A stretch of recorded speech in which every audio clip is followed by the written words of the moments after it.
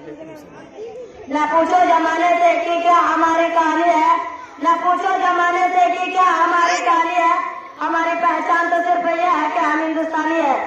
माननीय मुख्य अतिथि, आदरणीय शिक्षकगण और मेरे प्यारे देशवासियों, आप सभी को गणतंत्र दिवस की हार्दिक शुभकामनाएं। जैसा कि आप सभी को मालूम है कि आज 26 जनवरी है और आप सभी अपने देश का 77वां गणतंत्र दिवस मनाने के लिए उपस्थित हुआ है। 15 अगस्त 1947 को हमारा भारत देश ब्रिटिश शासन से आजाद हुआ था। हालांकि भारत का संविधान 26 जनवरी 1950 को लागू हुआ था। तब से हर साल हम गणतंत्र दिवस मनाते हैं।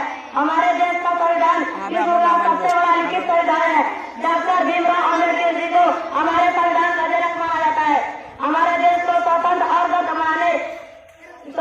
गत बनाने के लिए अनेक शूरवीरों ने अपने जीवन का बलिदान दिया है। देश के संपर्क को कभी नहीं भूल सकता।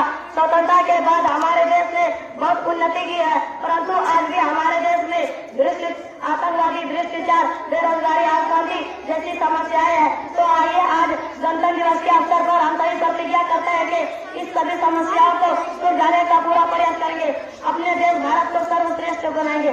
जाते जाते मैं अपने भाषण का समापन एक शायरी से करना चाहूंगा।